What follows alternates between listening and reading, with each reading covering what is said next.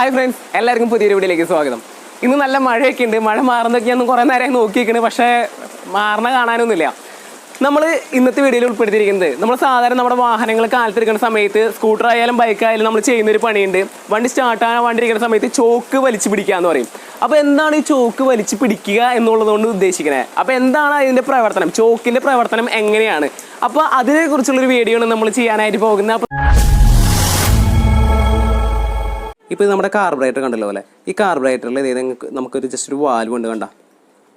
ഈ ഒരു വാൽവിന് ഇതാണ് ചോക്ക് കേബിൾ നമ്മളിവിടെ കണക്ട് ചെയ്യും. എന്നിട്ട് ജസ്റ്റ് ഇങ്ങനെ പിടിച്ചു നോക്കിയാൽ അങ്ങനെ പിടിച്ച് കഴിഞ്ഞിട്ടുണ്ടെങ്കിൽ ഇത് കണ്ട നമ്മുടെ ഒരു വാൽവ് ക്ലോസ്ഡ് ആയി. അപ്പോൾ ഇതിലേക്ക് ഇതിൻ്റെ ഉള്ളിൽ കൂടെയാണ് മെയിനായിട്ട് നമ്മുടെ എയർ കറക്റ്റ് കടന്നു വരുന്നത്.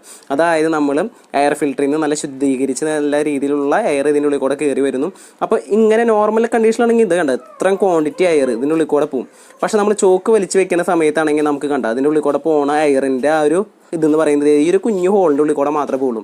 അപ്പോൾ അങ്ങനെ ആവുന്ന സമയത്ത് നമ്മുടെ ഈ ഒരു കാർബറേറ്ററിൻ്റെ ഉള്ളിൽ നിന്ന് എഞ്ചിനിലേക്ക് കൂടുതലായിട്ട് പെട്രോൾ ചെല്ലും. അങ്ങനെ കൂടുതലായിട്ട് പെട്രോൾ ചെല്ലുന്ന സമയത്താണ് നമ്മുടെ വണ്ടി പെട്ടെന്ന് തന്നെ സ്റ്റാർട്ടാവും.